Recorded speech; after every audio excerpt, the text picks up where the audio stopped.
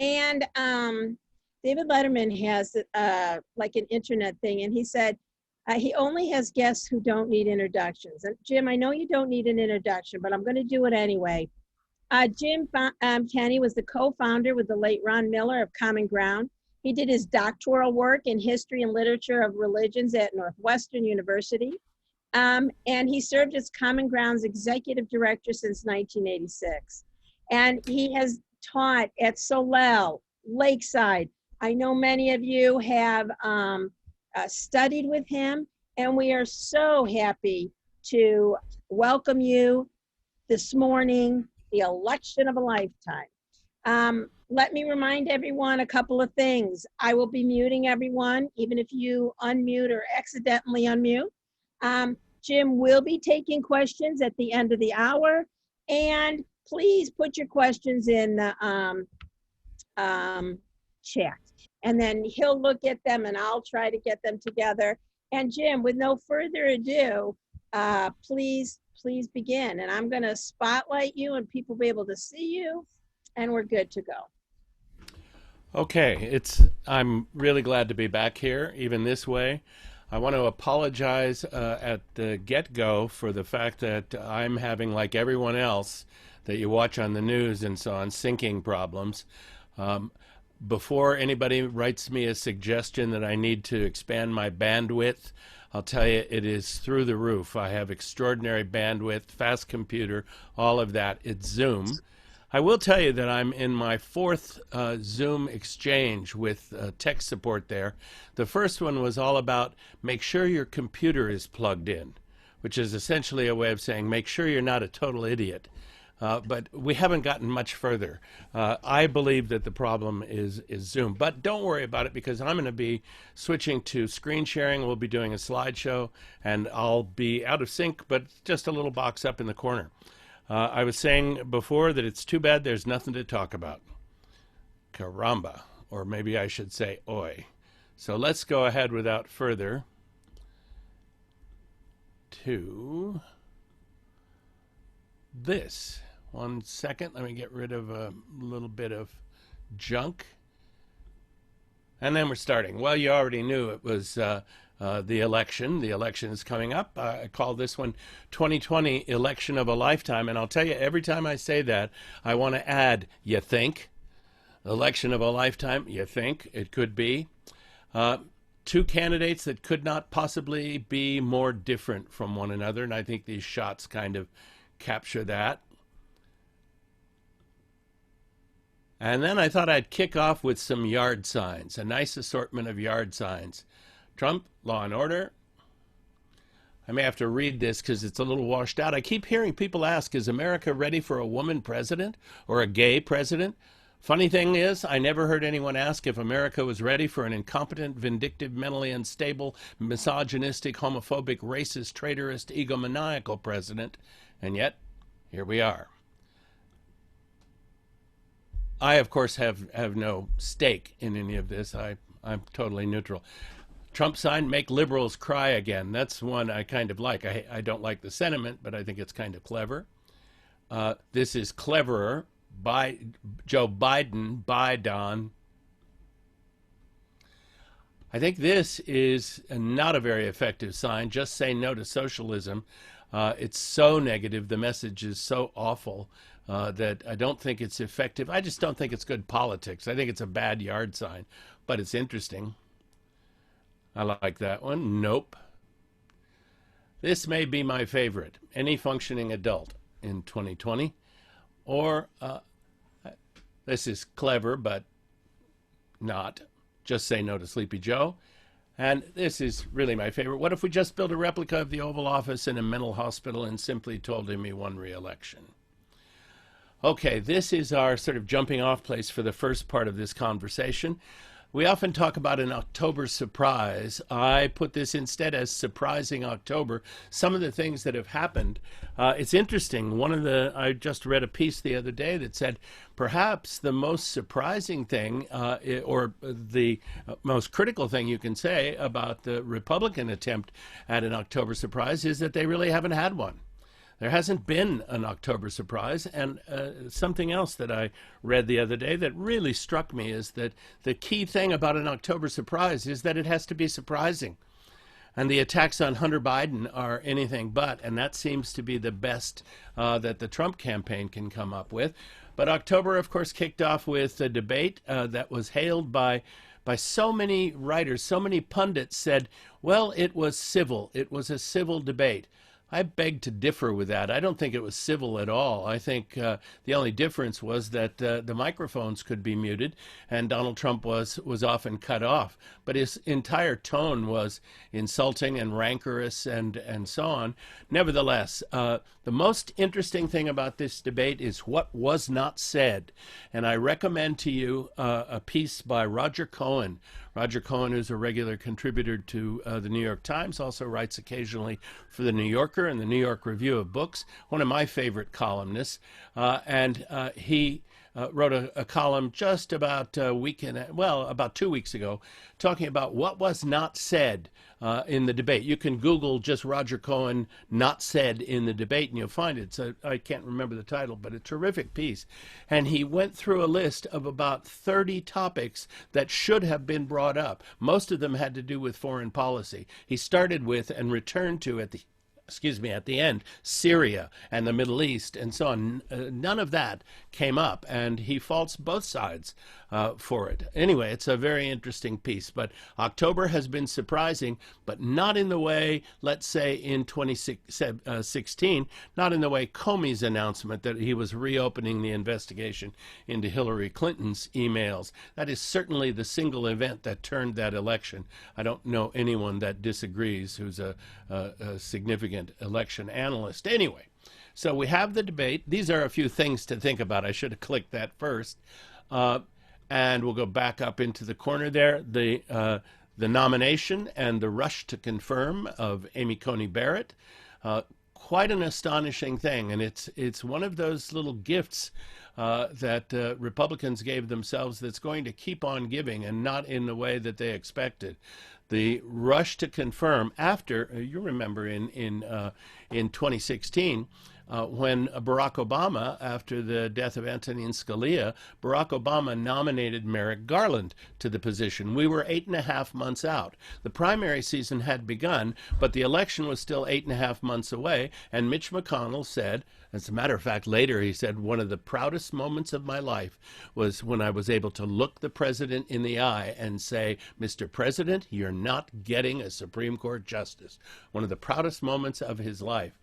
You remember when Obama was elected, McConnell said, our task in the Senate is to make sure that this president accomplishes nothing.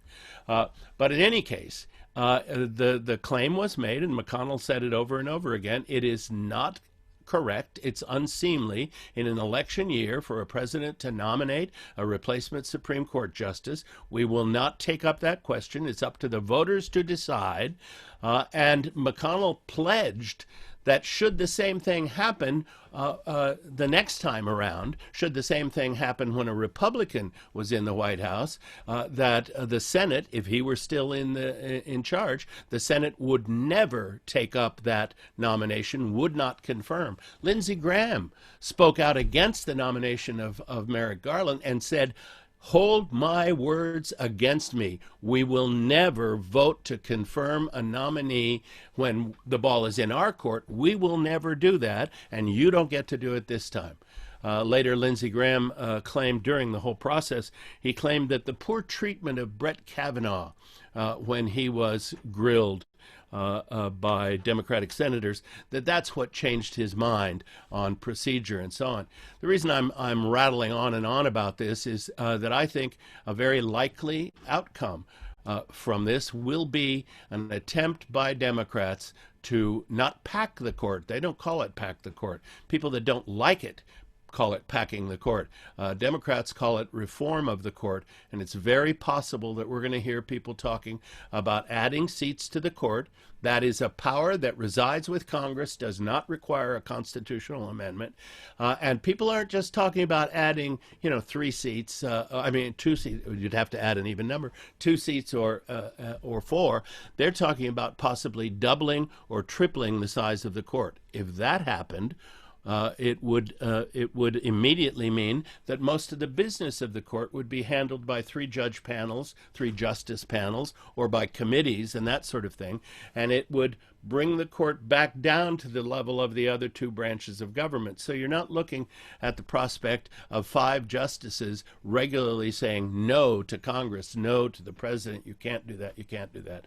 So I don't think that most Democrats, especially moderates and even liberals, the progressives would be all for it, but I think moderates and liberals wouldn't even have considered reform of the court had it not been for this rush to confirmation. So be careful what you ask for. Here's a very interesting thing that happened that was supposed to be the October surprise. This is John Ratcliffe, who is the Director of National Intelligence, the DNI. He's a former Republican congressman appointed by Trump with absolutely no background in intelligence. I mean, in the intelligence world. Never mind. And he is not loved by other heads of agencies like Christopher Wray, the head of U.S. Cyber Command, the head of the Defense Intelligence Agency, CIA. They've all made it clear that he's out of his depth and shouldn't be in that position. But he did something very interesting a couple of weeks ago, called a surprise. He called it a broadcast, not a press conference. And in that, he announced that both Iran and Russia, but mostly Iran, Russia to a much lesser extent, had gotten a hold of voter registration information and had used that to fake an email that went to a lot of voters. My sister-in-law got one, ostensibly from the Proud Boys, this ultra-right-wing, alt-right group that Donald Trump refused to denounce. Remember at the debate he said, Proud Boys, stand back and stand by. Do you know that by midnight that night, that was a T-shirt that all the Proud Boys were wearing? Stand by. But anyway, imagine how you'd feel if you got an email addressed to your address. The salutation was to you by name. At the bottom was your street address, and it went on to say, we know you're a registered Democrat. Change your registration to Republican immediately, or you will hear from us. We know who you are. We know where you are. And vote for Donald Trump or else. Well, supposedly this, and it's very likely, it was an email hoax that was orchestrated by Iran. The implication was that Iran had hacked into state-level voter registration information. You don't need to do that. All this information can be purchased. And both campaigns, Republican and Democrat, and the Libertarians have it, and the Green Party have it. You can buy this information readily. You don't have to hack into anything. But the most interesting thing was that Ratcliffe said it's clear that Iran did this to harm the candidacy of Donald Trump. It turned out just this week that was not in the script that he provided to the media, and it turned out further that he had ad-libbed that. He made it up on the spot, that they had information that it was done to harm Donald Trump. Christopher Wray later said they had no such information, and that they were much more concerned about attempts from, as he put it, on high to discourage people from participating in mail-in voting. Well, that's only one person that was involved in that. But this October surprise fell flat. The most astonishing thing, and what really bothered the FBI, this should have been FBI, because this is FBI's purview. They do this kind of stuff. They're the ones that got the info on Iran and Russia. But the FBI was very concerned that Ratcliffe downplayed Russia's involvement and played up Iran's. Anyway, this October surprise didn't work. So we move on to Hunter Biden. And that involves, of course, Rudy Giuliani. This is his official photo. No, not really, but it sort of works. This is him responding to questions about Hunter Biden, and actually what he's doing there is saying, well, everyone knows that this is the case. Well, supposedly Rudy Giuliani got a hold of a laptop in a computer repair shop in Delaware, operated by a blind computer repair person who was asked to retrieve data from the laptop. When he retrieved the data, I'm not sure how he did all of this, but when he retrieved the data, he was so upset by its content that he passed it on, he said, to authorities. Well, somehow it ends up with Rudy Giuliani. We know that this same information was for sale in Ukraine. Ukraine has become the place, the go-to place if you want to buy what they call in Russian and Ukrainian kompromat. Kompromat means compromising information. It's all fake. It's all ginned up. It's all made up. But you can buy bad stuff on a political opponent, a business rival, and so on. This particular batch on Hunter Biden was for sale in Ukraine when Rudy was there. But for some reason, it ended up on the laptop of a blind computer repairman.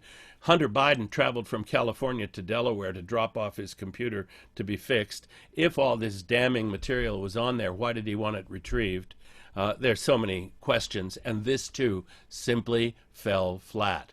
If you don't know by now, Rudy Giuliani also turns up in the latest Borat movie, which is called Borat Subsequent Movie Film.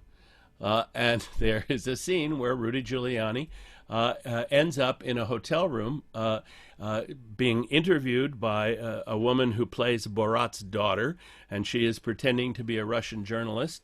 Anyway, he ends up in a very compromising position. It's all on film. It's all in the movie, and Rudy is in full denial. So the October surprise keeps backfiring. And trying to get the goods on Hunter Biden and say that Joe Biden is compromised because of activities undertaken by his family, my only comment is, really? And then a reminder that the election is Tuesday. Okay, here are people lining up to vote early.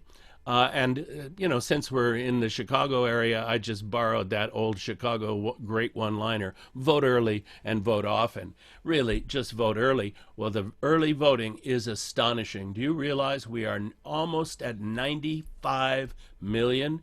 Almost certainly we will be between 110 and 120 million by Election Day voting.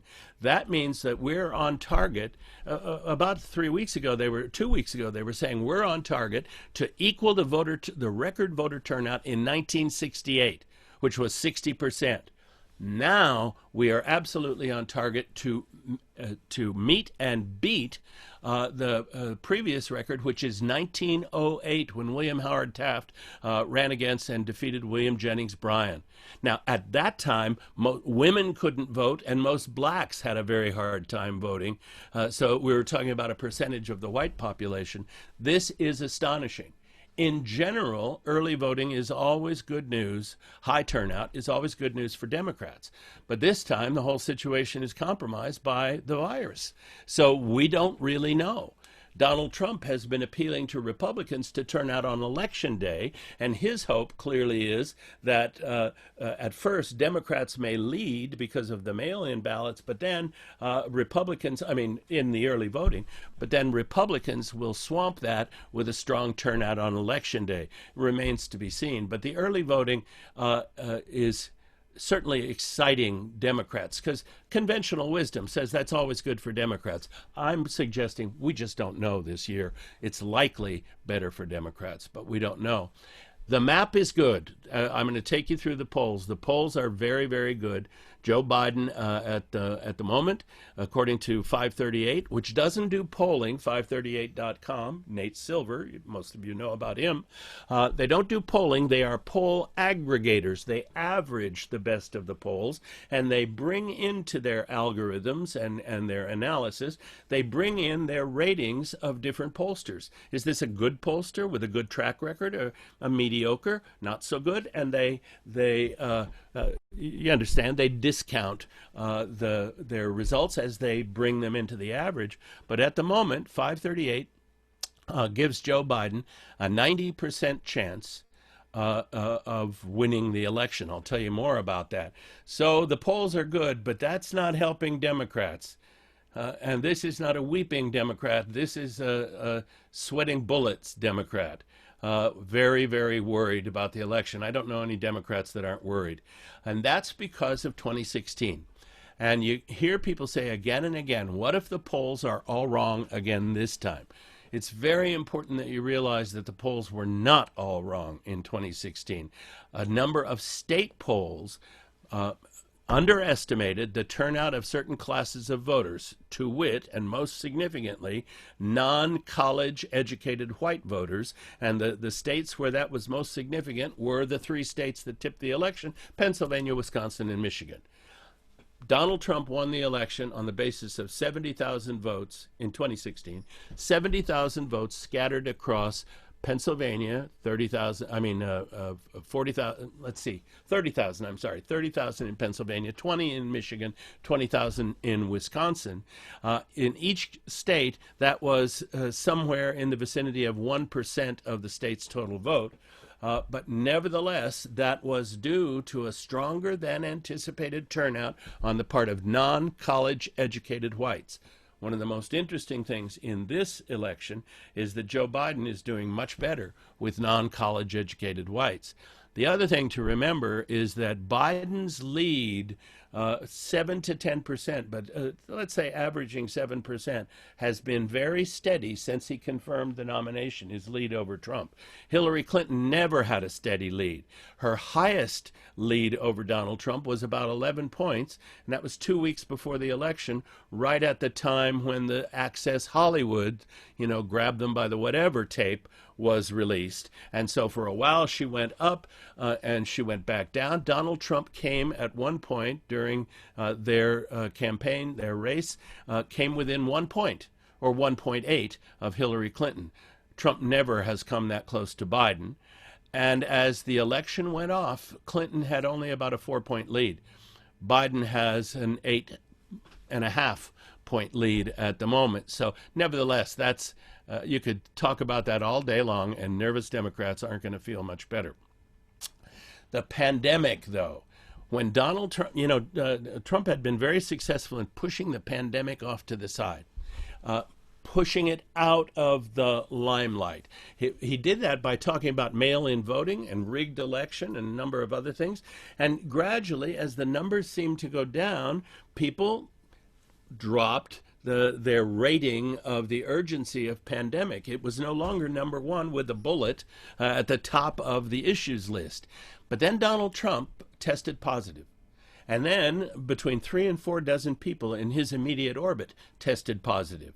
Time magazine ran a cover of the White House with its chimneys spewing coronavirus and filling up the sky with this red virus haze that spoke to the lack of caution on the part of the White House, which became a super spreader locus. The realization that the announcement of the nomination of Amy Coney Barrett there in the Rose Garden had become a super spreader event also brought the pandemic back to center stage. But what really did it is the virus surge that we're seeing, and I'll show you a little bit more about that. The virus is worse now than it has ever been, and especially it's really bad in our own neck of the woods. Not because of Lake County or Cook County, but because of originally the southern part of the state, where masking is simply not practiced, social distancing is not taken seriously, and now because of the northwestern part of the state, where there appears Rockford and so on, and all the way down to the river, where there appears to be a great deal of bleed through from Wisconsin, which is one of the most heavily affected states.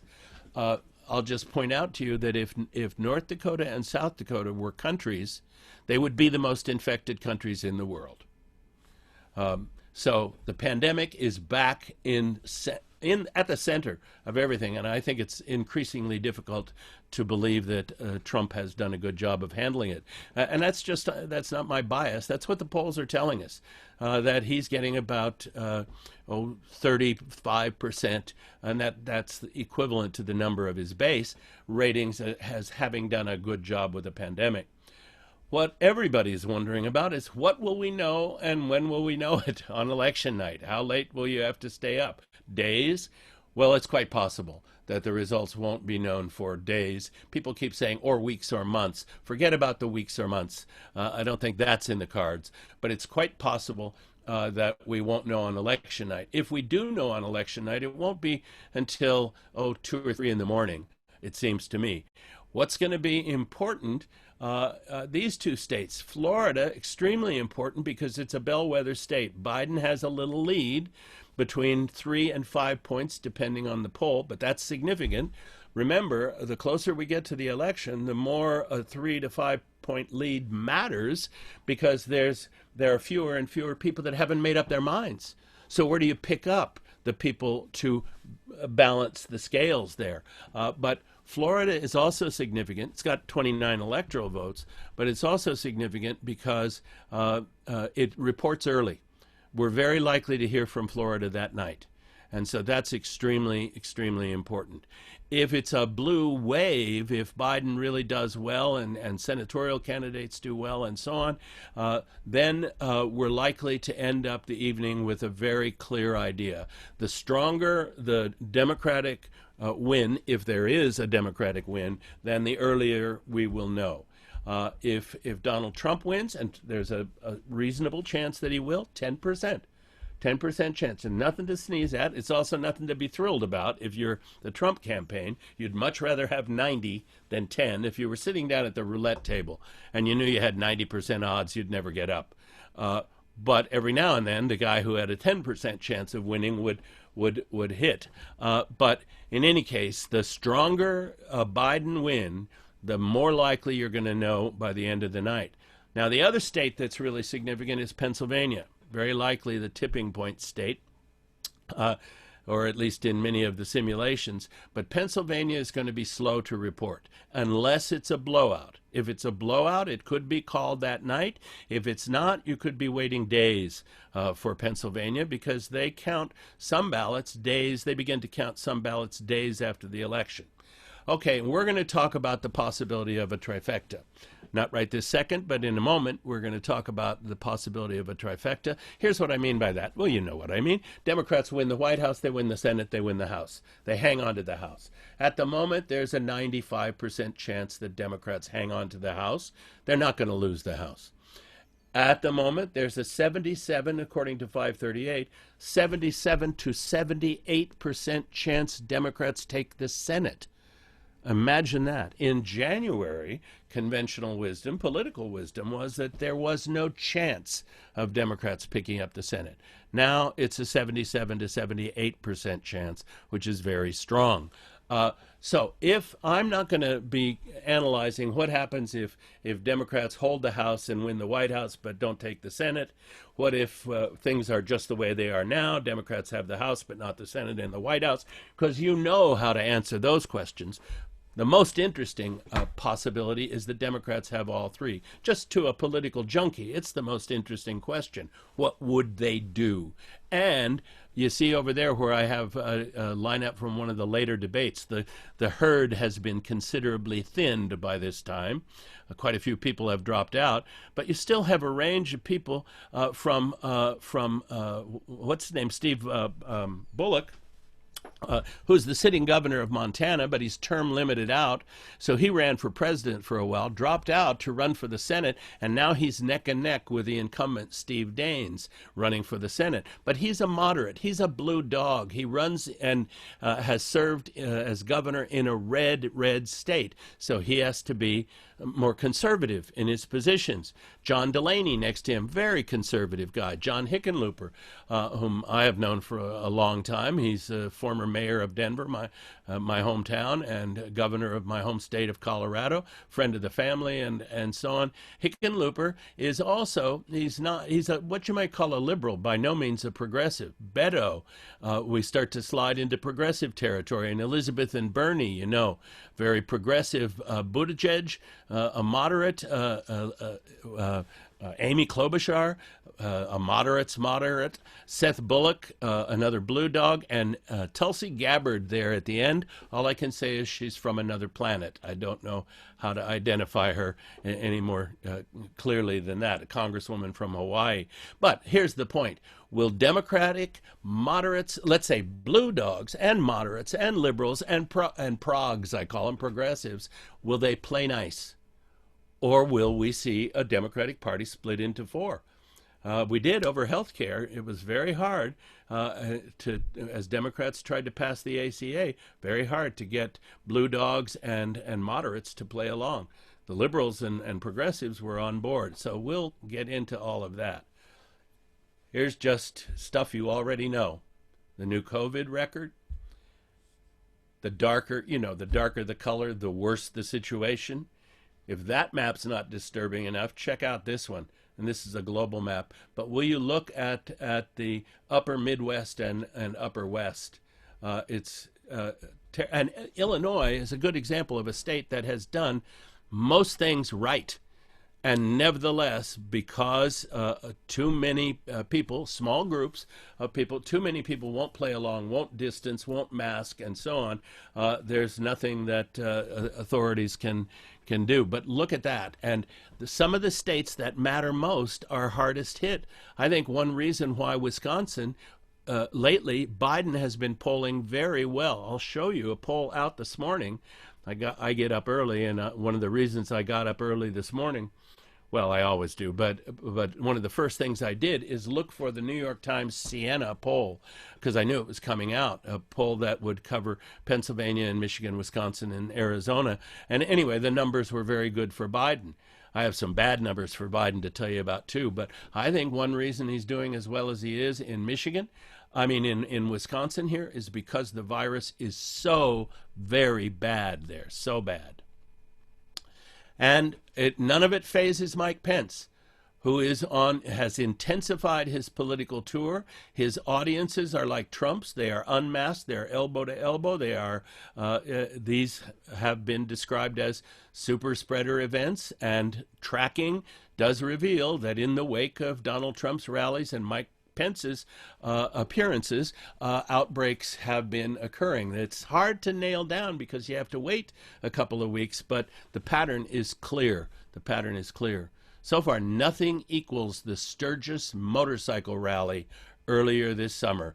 A couple of 100,000 people that then, were cheek by jowl and who knows what else. No masks in evidence, no distancing, and then they went home to everywhere on their motorcycles. And then there's Mark Meadows in one of the most impolitic, and by that I simply mean not politically smart, statements made by the Trump campaign, which keeps doing things that aren't very politically smart. Donald Trump telling an audience of women in Michigan, if I'm not mistaken, not to worry, that he was hard at work getting their husbands back to work. How clueless do you have to? That's not what you say to an audience of women unless it's 1950. But astonishingly enough, on one of the early news shows last week, he said, we're never going to be able to control the virus. We will control the therapeutics, the treatment drugs, and we will control the vaccine. We won't control the virus. He was asked by Jake Tapper, this was a CNN broadcast, why won't you control the virus? And he says, because it's infectious. And he said that with tremendous contempt, like, you idiot, don't you understand? It's a virus. We can't control it. Fauci later said that was, Anthony Fauci, the worst he will ever say is, well, I was disappointed. But he said, I was extremely disappointed. It simply was the worst thing possible to say. And then there's this. This is a cartoon by a guy named Daryl Cagle. If you can't read it, just a few of the captions. I heard people died from other diseases. I heard we'll have a vaccine in a couple of weeks. I heard there's a cure. I heard COVID will just go away. Kids don't get sick. 5G. Are you aware of the fact that a lot of people really believe that 5G cell phone towers spread the virus? How much science do you have to not know in order to believe that for a second? I'm sad to say my own daughter asked me if there was any truth to it. I expect to put her back in the will sometime. Bleach. I heard it's a Democrat hoax. So I heard, and down here the caption is herd immunity. I think that's a keeper. So, hottest polls. I was waiting all day yesterday for the poll that is regarded as the gold standard of polling. It's the Ann Seltzer poll conducted for the Des Moines Register in Iowa. Ann Seltzer is regarded by everyone as the greatest living pollster.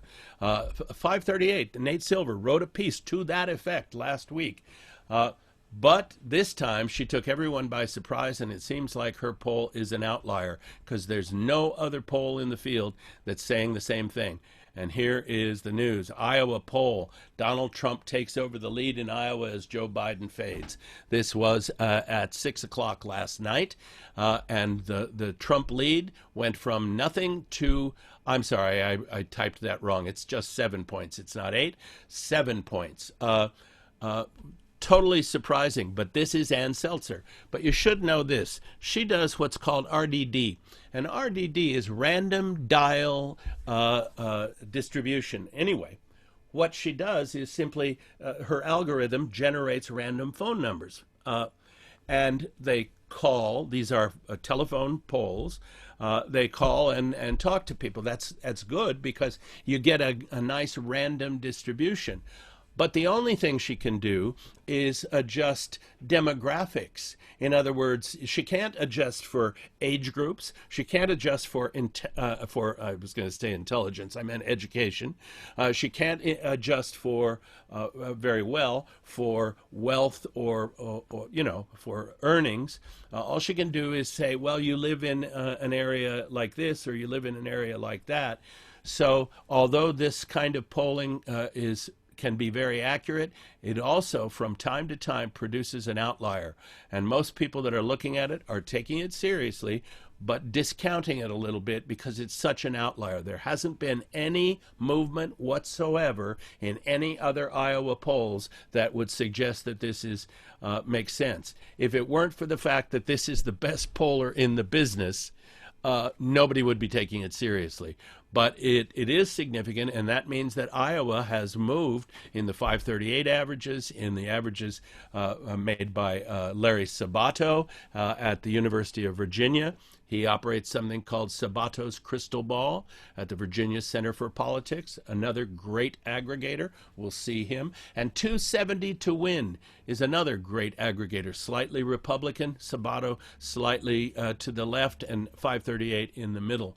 Anyway, here's what it looks like, that Seltzer poll. Here's Donald Trump over here with 48, Joe Biden with 47. Here's 5% of people that voted already but aren't telling. You have to wonder about the people who at this point in the game aren't sure.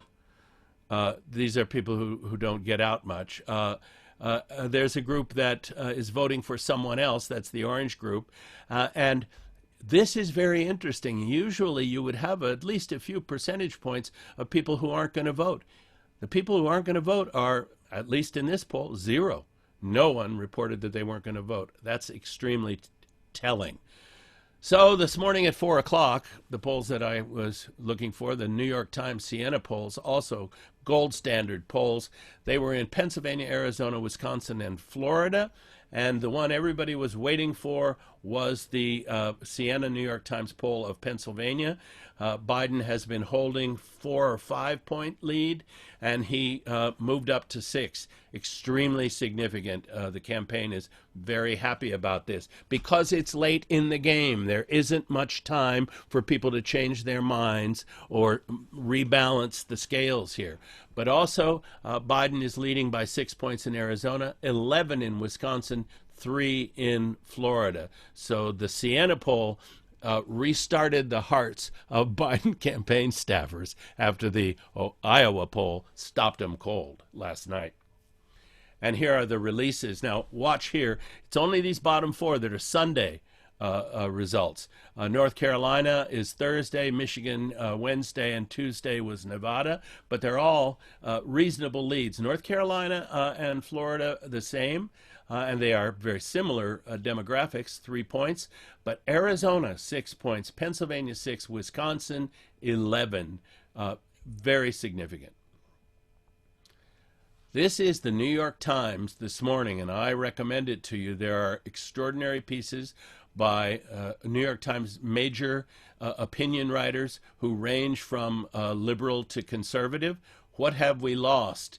The New York Times Sunday Review. It's this morning, if you get the New York Times, so you can find it online.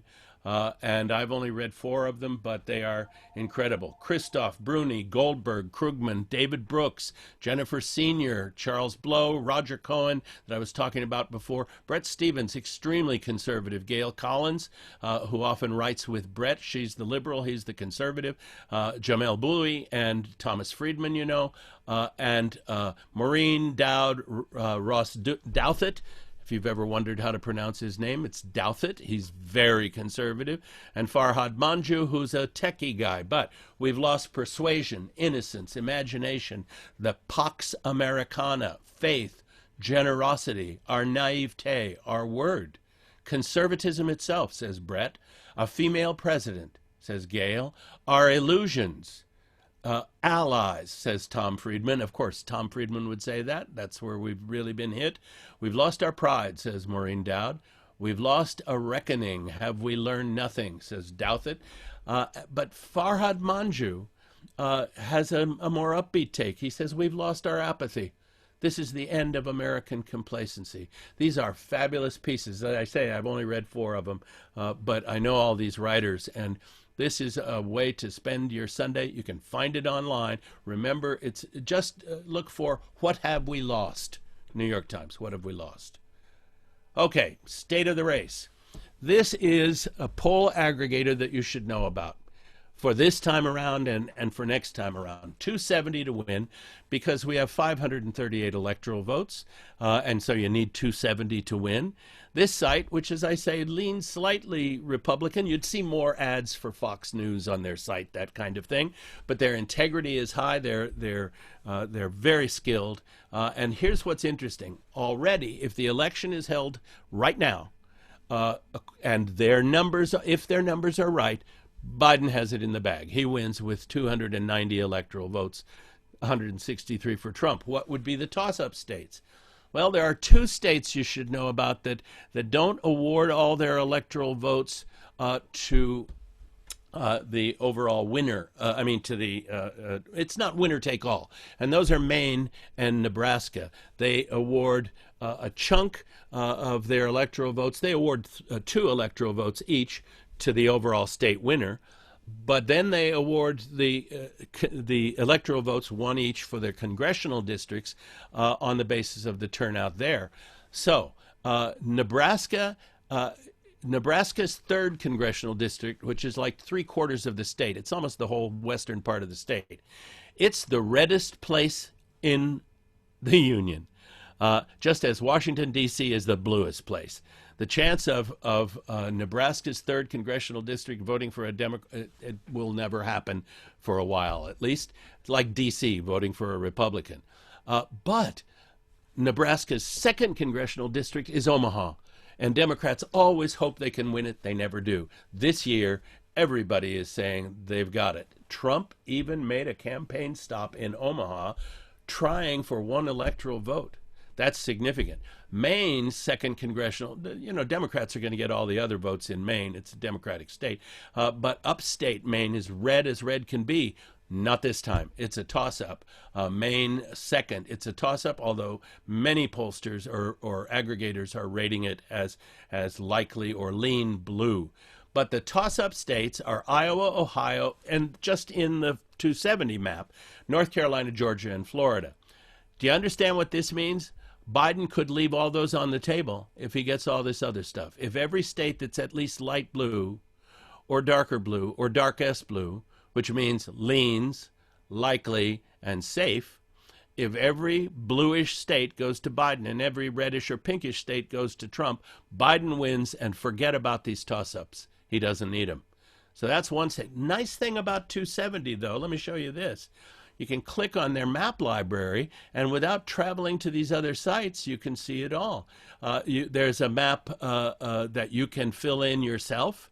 You can look at how things were in 2016, what was very close. The blank map is the one you can click on and color in. It's great fun. I do it all the time. Or you can look at Larry Sabato, the University of Virginia Center for Politics. You can look at Inside Elections, which is very, very Biden-centric. Cook Political Report, one of the best. Politico, kind of iffy. The Economist, okay. 538, perhaps the best. And you can find them all here on 270. So let me just show you very quickly a couple more. Here is Sabato's crystal ball. Notice he's got the exact same toss-up. Maine second, North Carolina, Ohio, Iowa, Georgia, and Florida. And he has the same total. Biden's at 290, Trump at 163. And then we'll look at 538, my favorite, a little less, a little more leaning toward Biden, because they give Biden North Carolina and Arizona, but toss-ups are Florida, Georgia, Ohio, Iowa, and not North Carolina, but Texas. You know, it's a sign of the impending, I don't know what, when Texas is on the bubble. And Trump will probably carry Texas, but it's much closer than he would have liked. It means that Texas is changing, Texas is moving, and probably in the midterm election. Remember, Beto O'Rourke came within 3 points of beating Ted Cruz. 3 points. That doesn't happen in a normal universe. I would say next time around, the midterm elections in 2022, I think there's a very good chance that Texas will be bluish or purplish. Okay. State of the race.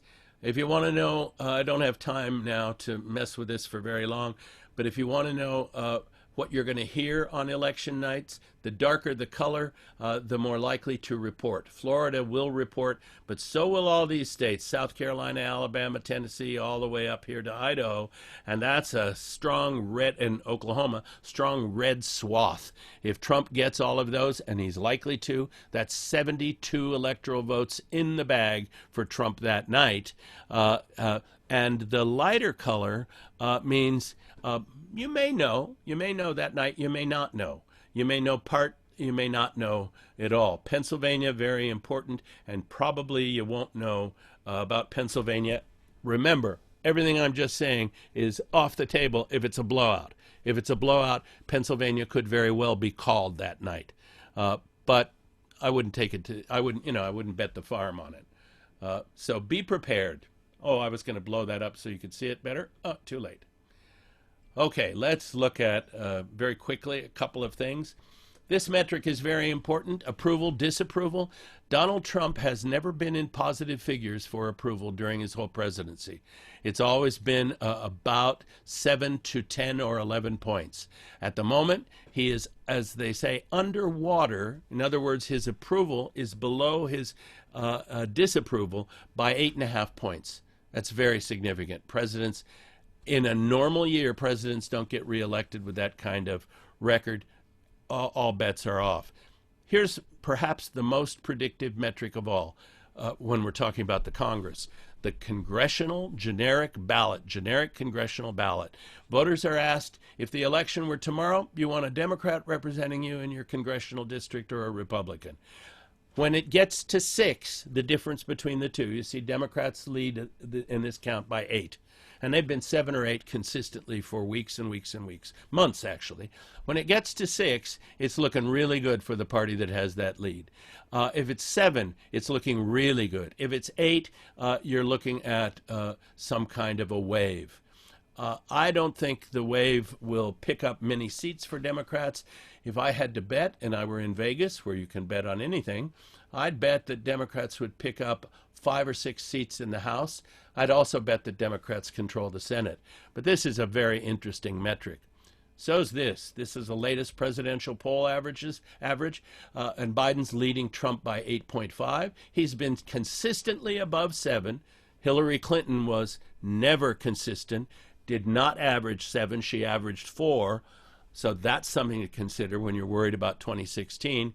But today, this morning, it says 7 minutes ago, but add 3 hours to that. It's 3 hours and 7 minutes ago that I copied this. 8.5. But look at the states. Michigan, big lead. Pennsylvania, healthy. and that latest Siena poll knocks that up a point. That's just one poll. But Wisconsin, Siena says it should be 11, just one poll, and Arizona. These are 538s averages, so 8, 4, 8, 5, even 9, 5, 9, and 3 across 3 very important states. And here are some of the polls that they looked at. To do that, just go down the right-hand column, and you'll see that Biden, in every single major poll that has been added to 538's tally in the last 2 days, Biden has led by at least 5 points.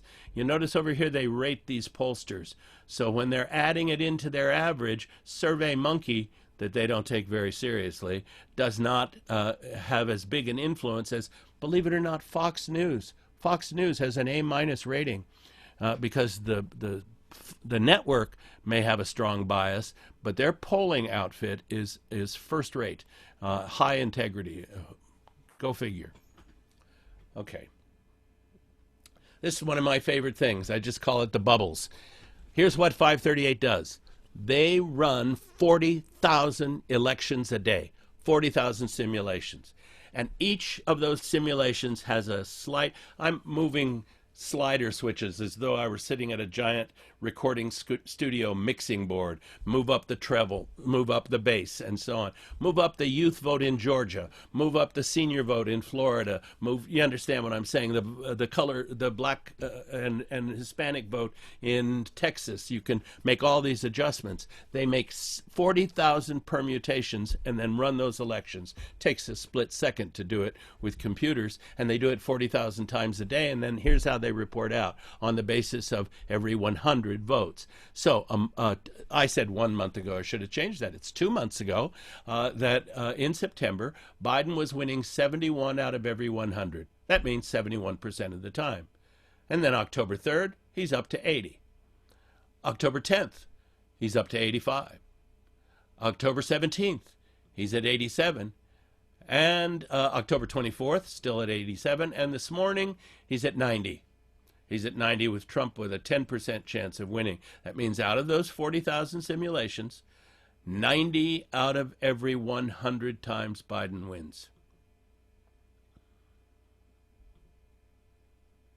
Just glance at this. This is how the forecast has changed.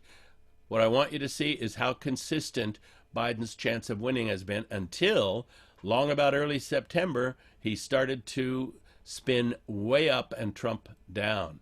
So let's look at that in terms of electoral votes. At the moment, this morning, election held right now, and if these numbers are right, Biden comes away with 348. And this is very important, the popular vote. Notice how consistent Biden has been right around 7 all the way through since early June. Hillary never had a track record like that, never, ever. From June to Election Day.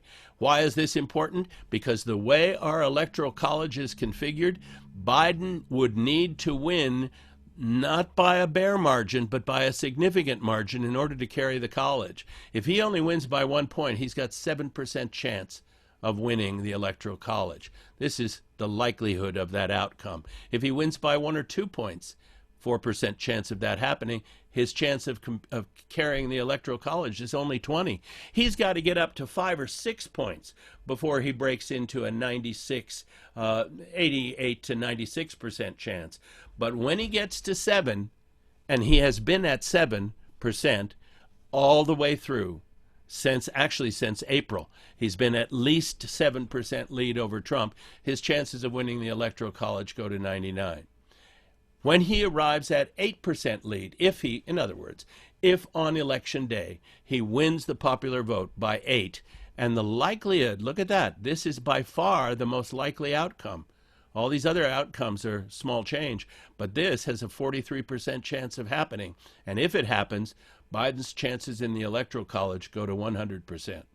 If he wins the popular vote by 8, he should win the electoral college by, he should win.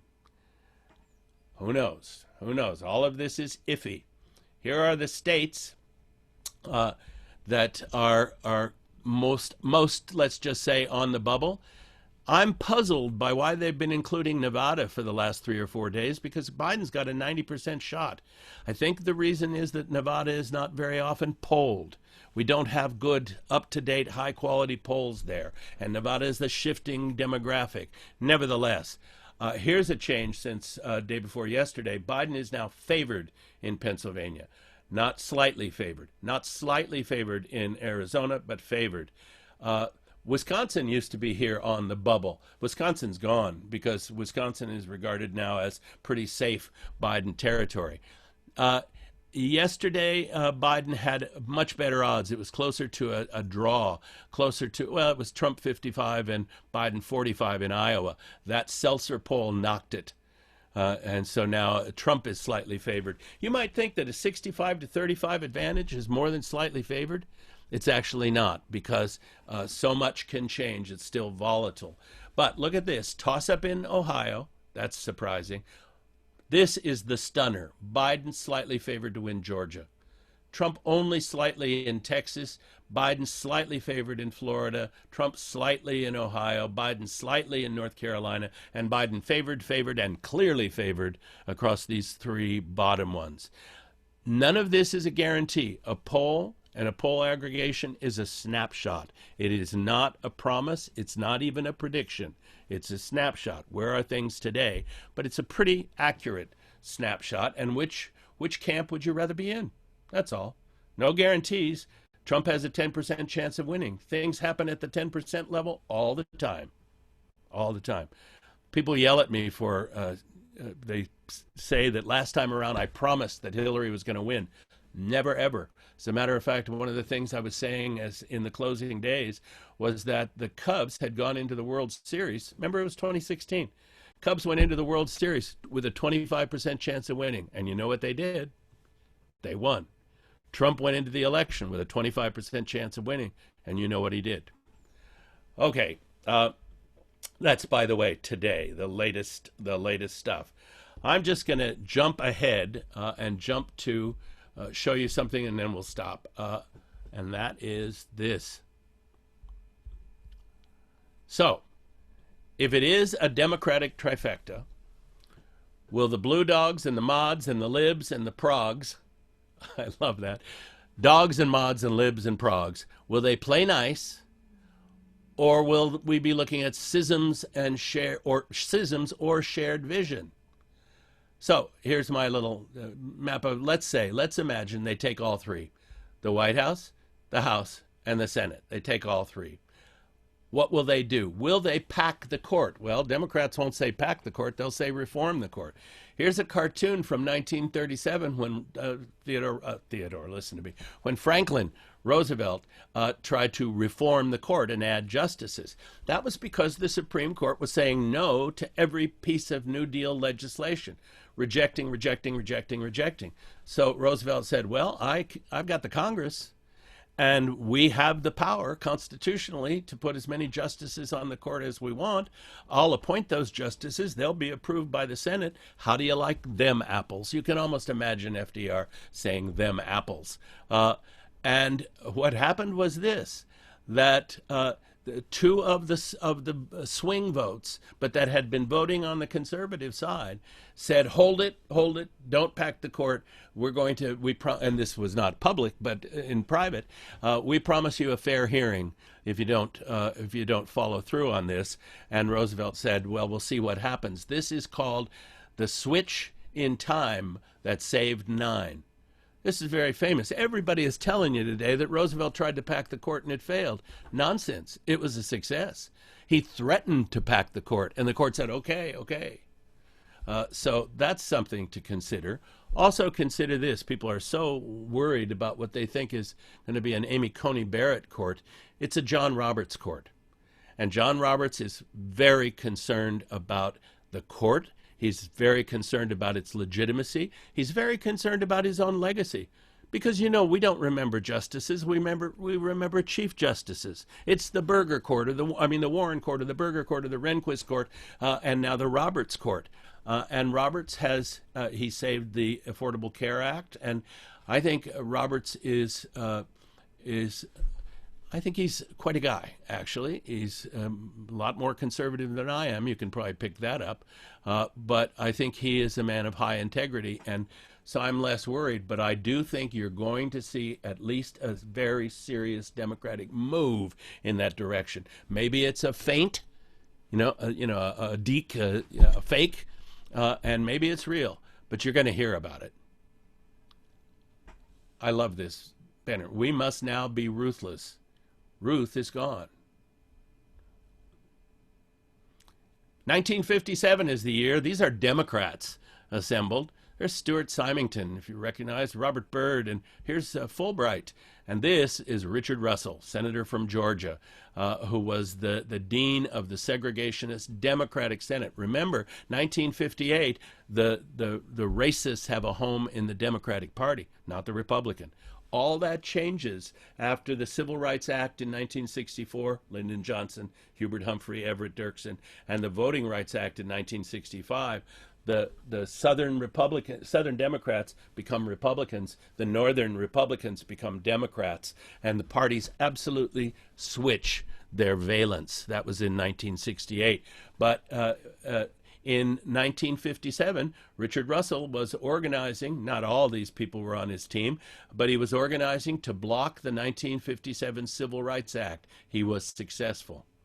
I have a wonderful shot of Jimmy Stewart as Mr. Smith goes to Washington in the middle of his filibuster.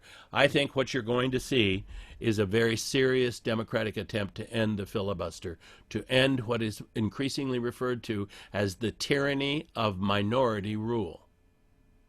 You get the White House, you get the House, you get the Senate, and you still can't govern. Might be time to get rid of the filibuster, which, one more thing, why do we have the filibuster? It was an institution that, like the Electoral College, helped to prop up minority interests, and that meant conservative interests for a long time. What about this? Will the Democrats, and here's my answer, yes. Will Democrats push for statehood for D.C.? That bill has already passed the House. How about Puerto Rico? Puerto Rico has a referendum on November 3rd. And if they go for statehood, I think it's a done deal. I don't think it can be stopped. But here's one you might not have thought about. What about the Navajo Nation? There's a very, very serious effort underway to grant statehood to the largest Indian nation, largest Indian reservation in New Mexico, Arizona, a little tiny bit in Colorado, the Navajo Nation. And the Navajo are very interested in statehood. It would go a long way toward healing relations with Native America. I don't expect it to happen this time, but I expect people that have never heard of the idea to hear about it in short order. Last thing, very quickly, and I'm sorry to have gone over, but I got the control panel. Will blue dogs and liberals and mods and progressives splinter or move forward together? This is our last slide. I think there are three baskets of stuff to do. And the first, I think Democrats will be able to get a majority if they control the Senate and the House and the White House. Repair and restore. This would be COVID legislation, doing something about the Republican tax cuts. H.R. 1, which is already passed, and McConnell won't bring it to the floor of the Senate, but it's sitting there, past the House. This is Pelosi's dream legislation, backed unanimously by all House Democrats. This provides for an address to voter suppression, to voter ethics. It takes strong steps against gerrymandering and so on. It's the Let the People Vote, the For the People Act. And then efforts to put back together the Voting Rights Act of 1965 that has been systematically dismantled. And then to do what everybody was talking about doing and never got done, infrastructure. Could Democrats do that? Yeah. If they had 50 or 51 seats, they could get all that done. What about the more ambitious, what they call the democracy legislation? The court, the filibuster, and expanded statehood. That's not going to be easy. Joe Manchin of West Virginia, blue dog. Kirsten Sinema of Arizona. They're not going to go along with that. John Tester of Montana can have a hard time with his constituents if he goes along with this stuff. So how many votes are you going to have? How many seats? Maybe 52 or 53 to get away with that stuff. And what about the progressive wish list? Doing something about climate. There's nothing, in my view, more important. Healthcare, by which we mean Medicare for all, or something along those lines, public option, guns, gun control, immigration. How many seats, how many votes would you have to get anywhere near some of that stuff? Now we're talking 54 or 55.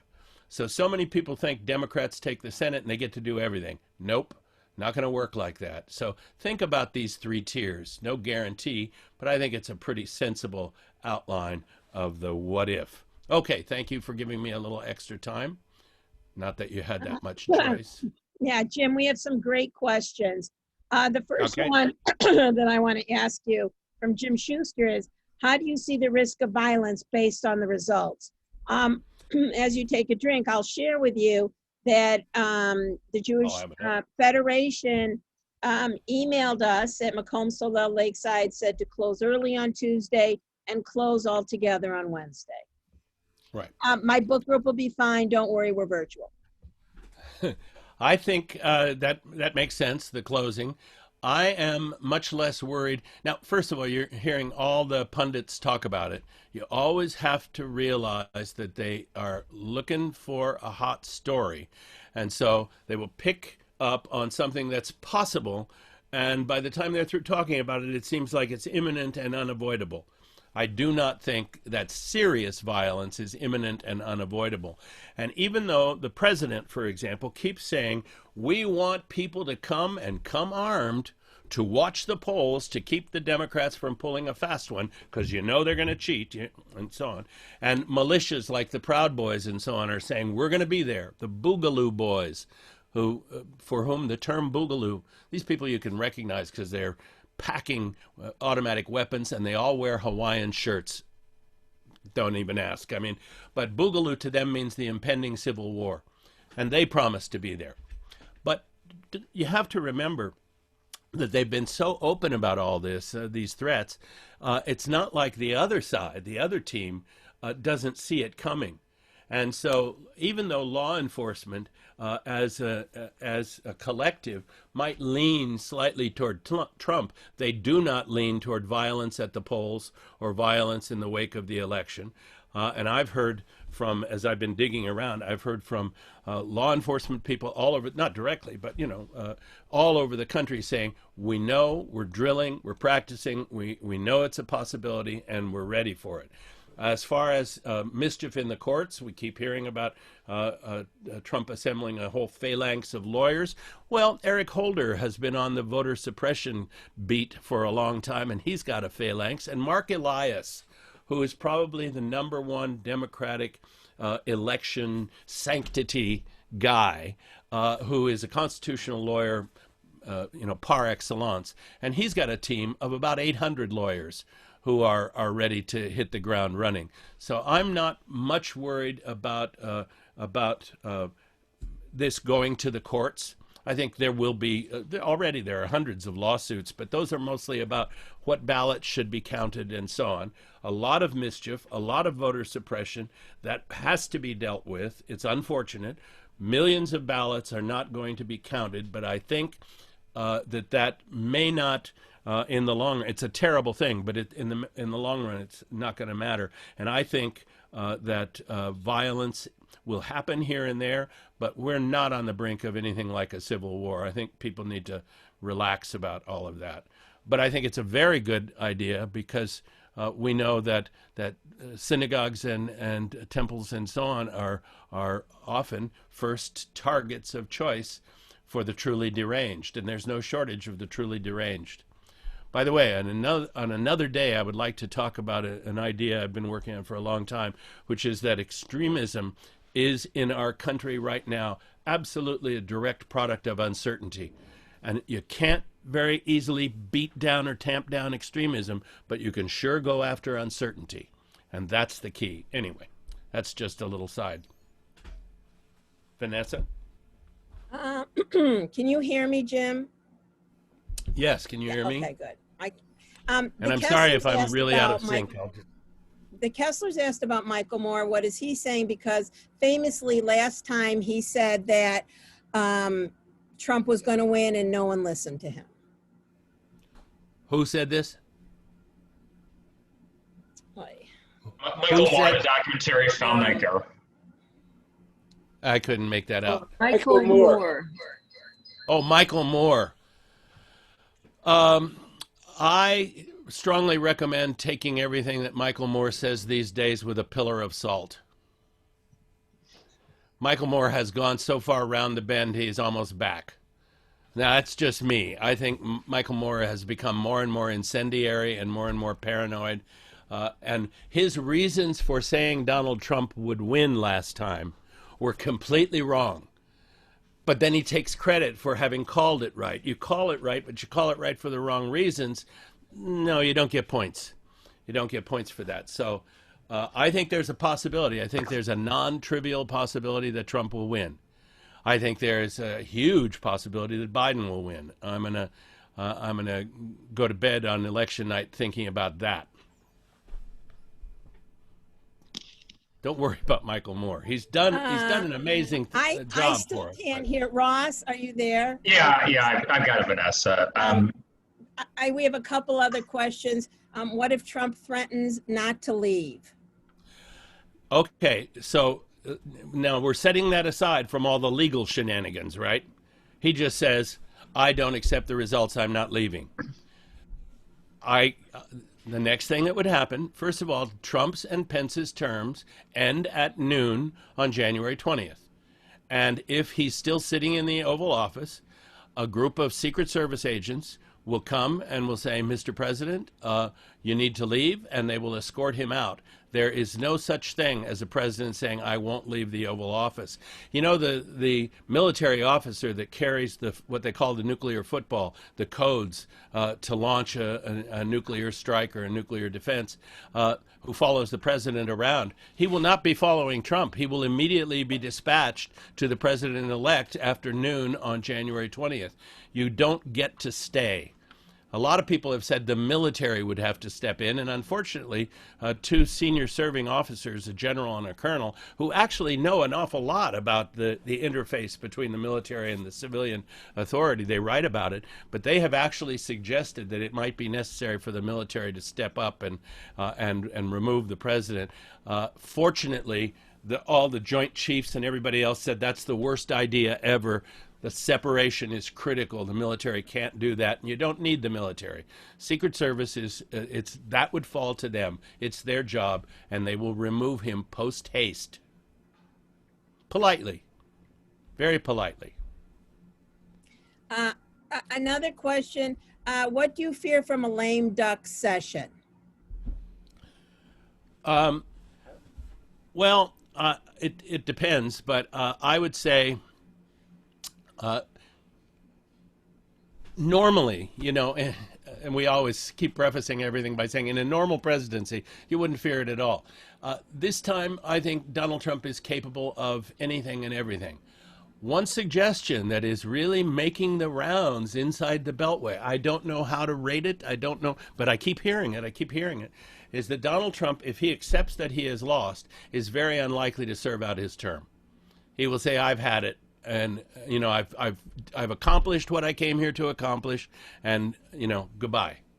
I think that's a real possibility, but I also think it's a possibility that he will want to cause mischief.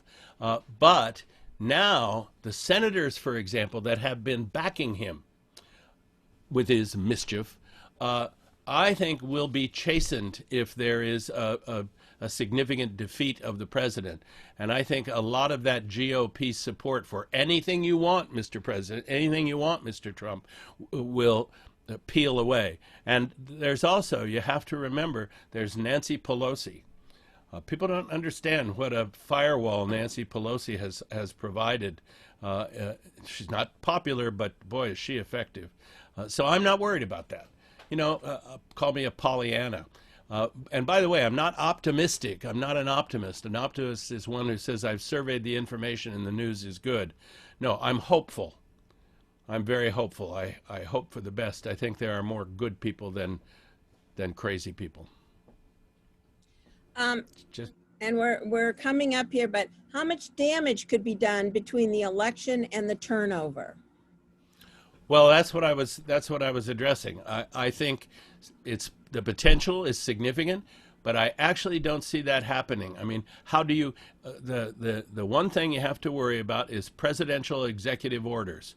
But keep in mind that every single presidential executive order can be repealed, can be overturned on January 20th. And if they are, outlandish, like the threat to curtail protections for the civil service, he has taken some steps toward that. That's not going to stand unless Trump is president again, in which case you don't want to be it. To curtail actions for the civil service. That was me, I'm hearing. He has taken some steps toward that. That's not going to stand unless Trump is president again, in which case I'm just hearing the repeat of what I just said. That was me. Anybody else? Yeah, I'm hearing it too. I got a lot going on here. So I'm going to try. We have a lot of questions about if Trump resigns, will Pence pardon him? If Biden wins, will Trump attend his inauguration?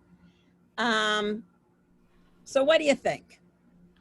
Do I think that if Trump were to resign and Pence became president, I think that obviously the expectation would be that Pence would offer some sort of pardon. I think Pence is too hungry to be the next Republican nominee. I think Pence is looking toward 2024 and probably already has little buttons that say Pence. So I think he would think twice about saddling himself with that pardon of the president. So I don't think so. Would Trump attend a Biden inauguration? I doubt it. I think that's a very good question. I think he very well might not attend. And, that would be a shame. They can always use the extra chair. There's always somebody, comes late. Anybody else? Jim, we have maybe one final question. What are Trump's powers to pardon himself? Could he do it? That is, really. Pardon? Yeah, I heard that. I don't know who that was from, but that's a terrific question. And it's one that is being asked everywhere. And you know why? Because we don't know. We don't have an answer to that. That's a constitutional question that is as yet unresolved. Why? Because no president has ever tried to pardon himself. Off the top of one's head, if you're a constitutional lawyer, which of course I'm not, but most of the constitutional scholars, people like Lawrence Tribe and so on, have said no. That's bad constitutional thinking and that it would be wrong constitutionally. But remember, and Tribe is one of the principal, he wrote a wonderful little thin book, if you want to read about the Constitution, called The Invisible Constitution. Lawrence Tribe is on the liberal side of things, and he believes that the Constitution is a living document, and every decision by federal courts, but especially the Supreme Court, enlarges constitutional law. That's the opposite of being an originalist, which says everything, that's a position that says only those things that are written in the Constitution count. But Lawrence Tribe says this would be bad constitutional interpretation, and it would be wrong, but the Supreme Court might go along with it. If the Supreme Court goes along with it and says, yes, on this occasion, a president pardoned himself and we're okay with that, then it becomes part of constitutional law. And next time we would have an answer to that question. It would be a horrible precedent. And I think John Roberts would absolutely hate to have the Roberts Court be the court that gave the imprimatur to presidential self-pardon. No president has ever, even Nixon didn't contemplate that. He had Gerald Ford do it. And Gerald Ford, by the way, carried that burden. Can an electoral commissioner reverse popular vote? Can an elector, a presidential elector, an electoral college, Yeah. Yeah. Can a presidential elector, they're not commissioners, but they're electors, can a presidential elector violate his or her oath? You take an oath to faithfully represent the votes of those who voted for you. Remember, when we vote, we're electing electors, not directly electing the president. You're voting for Joe Schmidlap or whatever her name is, and you're hoping that they will fulfill their promise. Well, last time there were about 7, we call them faithless electors, who violated their oaths. There's no legal consequence for that, but a number of states have expressed the intention of doing something about that, changing that, and attaching some penalty to that. One thing I will tell you is you only get to be an elector by faithfully serving your party. You're a poll worker, you're a precinct captain. It's like, who gets invited to the convention? Well, the same people that end up being electors. It's a high honor. You don't get to go anywhere. You meet, the Illinois electors meet in Springfield or somewhere to cast their electoral votes. But if you violate your electoral oath, no legal consequences, but your political career is finished. You're done in the party. So if you care about your party, as I say, 7 did or so violated their oaths last time. It's not going to be a significant factor. It never is. There's always a couple that don't abide by their promise. All right, Jim, and last question. I typed it in, it was in the chat. I think I got the answer right. Pardons are only for federal crimes. The case in New York would go on if they want to pursue that. Is that correct? That's exactly right. Unless you're talking about the case that is being worked on by the Southern District of New York, because that's federal. That's federal. But no, the New York State Attorney General, correct. That one would go right. on. Is her name Letitia Smith? I think it's Smith. Anyway, she's the one that's going after the Trump organization. Letitia James. Thank you very much, James. I appreciate that, and I will remember it. All right. Well, Jim, Vanessa's having a little technical difficulties, but on behalf of our assembled hundreds here, actually. So thank you for being with us today. A quick reminder, Jim, always informative and educational and thought-provoking. So thank you very much.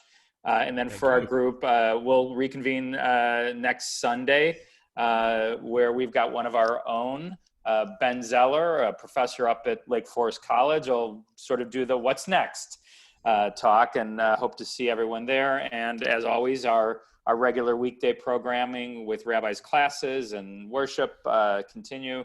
So Jim, thank you again. And everyone, we'll see you on Zoom very, very soon.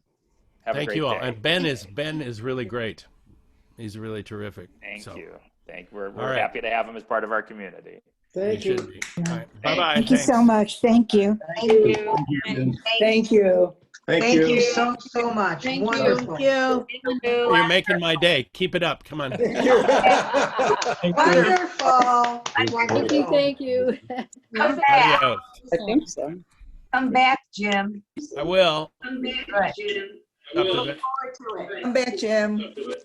Thank you, Vanessa, also.